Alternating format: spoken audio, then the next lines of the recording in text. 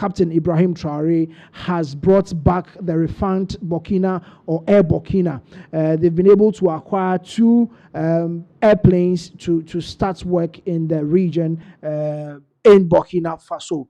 Now they have 2 aircraft, they've acquired 2 aircraft, which is the Embraer E190 jet.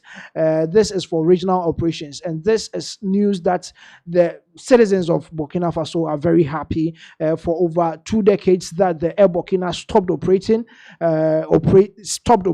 in Burkina Faso. Now, under the leadership of Ibrahim Traoré, captain, he has been able to bring back the operations of Air Burkina. So we'll go and then watch some of the first or the maiden voyage of some of the aircraft in Nigeria, in Burkina Faso. So let's go and watch some of the videos when some of the aircraft were taken off in London.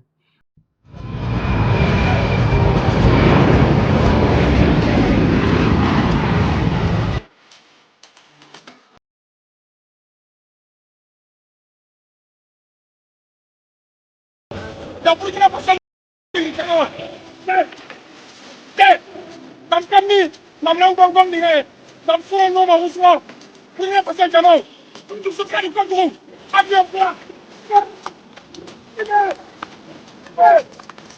avion, 5 crédits, c'est un état propre.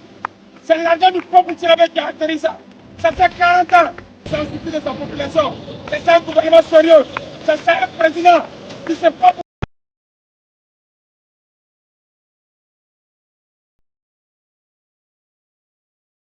The Honourable Member for Regina Capel. Mr. Speaker, I rise today to bring attention to the tragedy Christians in Nigeria are experiencing. Sans cabinet, il n'y a pas de crédit, c'est faux propre. Casse, pas tout la main, nouvelle frappe.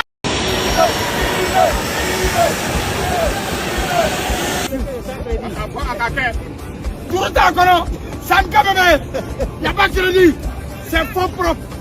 Casse, pas tout la main, nouvelle frappe.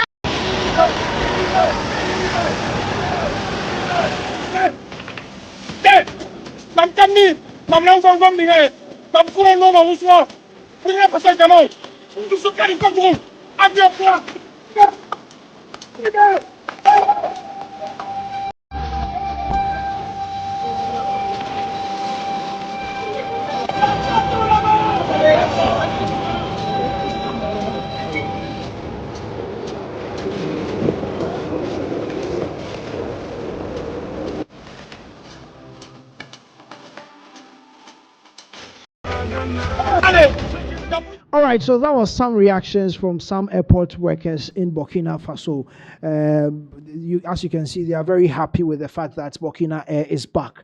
In Ghana here, we all know what has happened to Ghana Airways. As we speak now, we don't have a single aircraft for even the government itself. The seat of the government is not having any airplane for its use.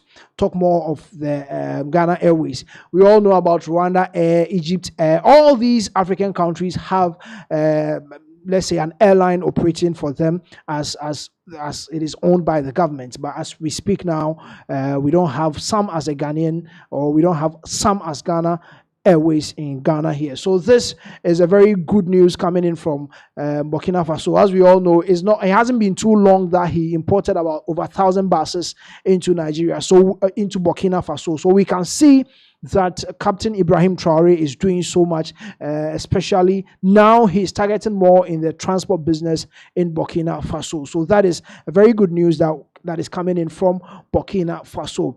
Recently, we also heard that there has been some buses that has been imported to Ghana to support our metro mass transit. As we all know, over 4,000 plus buses that were imported into Ghana to aid our transport.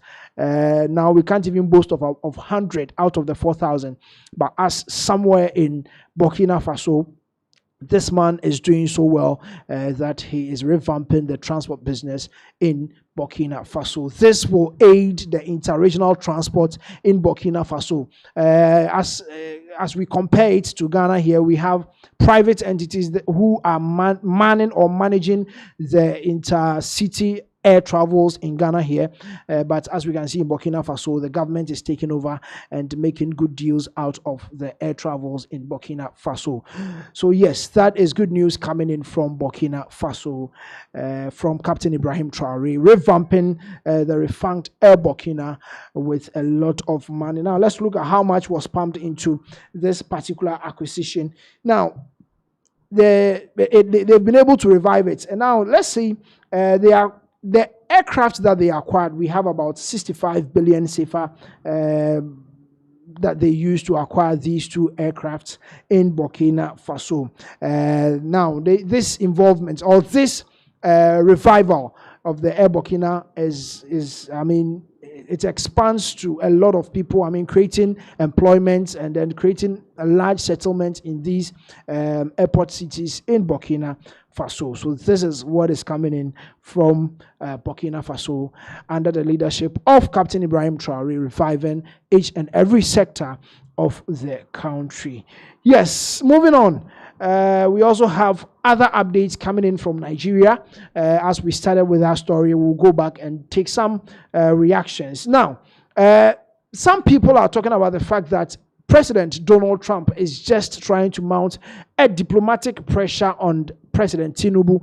As we all know, we talked about the fact that they are going in to help them just because there are something that they will have in return from Nigeria. That is why they are trying to go in. So let's go and take a look at this reaction as they talk about the fact that this is just a diplomatic pressure that is being mounted by President Donald Trump. Let's go and watch this video and come back very soon. When you have a president that goes abroad for headache to treat all sort of things, even without disclosing to us, all our politicians that are going abroad for medical care, the lawmakers, the governors, they all of them. I don't think that the Trump administration, or President Trump in particular, have any interest in regime change in Nigeria. I don't think that is part of their foreign policy objective, to use force to remove Tinubu from power, as some people are speculating. I think what we are simply seeing is diplomatic pressure. And I don't even think that the US government has any incentive to engage militarily in Nigeria. I think what is going on is just diplomacy at work. That is my assessment of the situation. And it is an honest assessment. I don't think that there will be actual military action in Nigeria. I don't envisage that. I'm not ruling it out, but I don't envisage that. Now, do I support the deployment of military for the Nigeria? I don't. I don't think we need foreign intervention in Nigeria. I don't think that the West is going to solve our problem. But at the same time, we simply cannot continue on this trajectory, on this senseless trajectory of inaction, of government complicity, of our government emboldening killers, emboldening terrorists, giving them a free pass in the name of non-kinetic strategy. Something needed to happen. And it looks that as if this diplomatic pressure that Trump is mounting on Tinubu, on the Nigerian government, is going to be effective in some way, hopefully so. If this is just an act of diplomatic pressure, I support it entirely. So all this argument about Nigeria being a sovereign country, rather, oh, why are you designating Nigeria as a country of particular concern? Oh, it is our internal affairs. For me, it simply does not hold water. Because where is the evidence of the sovereignty? Is it territorial sovereignty? When they are telling us that these terrorists are largely foreigners from Niger and the Sahel region, from Libya and so on, that is what they have been telling us over the years. So where is the territorial sovereignty? When communities in Nigeria have been invaded, taken over by terrorists who are imposing ransoms on those communities, something needed to happen. These killings have to stop. The victims, be they Christians or Muslims, are Nigerians. The government has a responsibility under Section 14 of our Constitution to guarantee life. That is the primary responsibility of government, which the Tinubu administration has failed. It has failed. It has failed embarrassingly so. Something needed to happen. We simply cannot continue like this. So to simply dismiss what is going on, that those of us that are not coming out to say the US should not have an opinion that are unpatriotic, is nonsense. Nobody hates Nigeria more than Nigerian politicians. They despise this country, and the evidence of that is clear. When you have a president that goes abroad for headache to treat all sort of things, even without disclosing to us, all our politicians that are going abroad for medical care, the lawmakers, the governors, they all of them. They're acquiring properties abroad, sending their children abroad. Mentally, they have seceded from Nigeria. So this fake patriotism they are preaching to us, I simply do not get it. Oh, they are coming to steal our resources. The resources have already been stolen. It has been stolen. They have fleeced the country. The country is broke. They are borrowing to fund their corruption. They are borrowing to fund their ostentatious life. So let us stop pretending, oh, that this regime cares about the country. All right, so that was some reactions from some Nigerians about the invasion of the United States troops. Now, going back to the story of Burkina Faso, the revamping or the revival of Air Burkina. Now, the costs of this revamping is a very complex investment structure. But the very previous investment was with a U.S. investor, which involved about $900 million investment. Recent efforts to acquire a new aircraft cost the Burkina state or the Burkina government 65 billion CFA. The revival also involves about multiple components, including debt settlement, fleet expansions, and then a potential cash injection from the government and new partners, making the total investment multifactored. So now it's not just the Burkina Faso government. Yes, indeed, President Captain Ibrahim Traoré started by injecting about 65 million CFA into the Air Burkina just to help revamp it. Now, the new aircraft that they acquired, so the state acquired a new Embraer 190 aircraft, which is part of the revival. That one is costing them the 65 million. Now, the past investment plans, as we talked about, was an unrealized plan with an investor, African Global. So they were not able to have this agreement with African Global, which was a proposed total investment of the 900 million, as I stated. This included cash fleet modernization. This included cash for fleet modernization, including Airbus A220s, new headquarters, and then settling the company's debt and loans. Now, the Air Burkina has some loans and debts that they were supposed to settle, which included the previous agreement they wanted to have.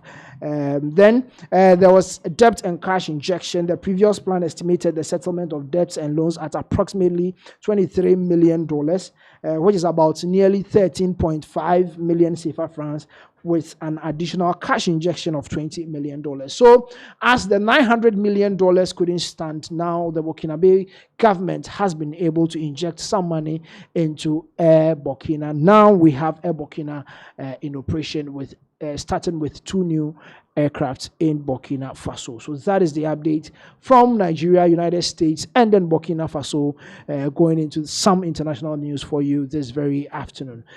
Now, moving on, we are coming back to Ghana to give you some updates in Ghana politics.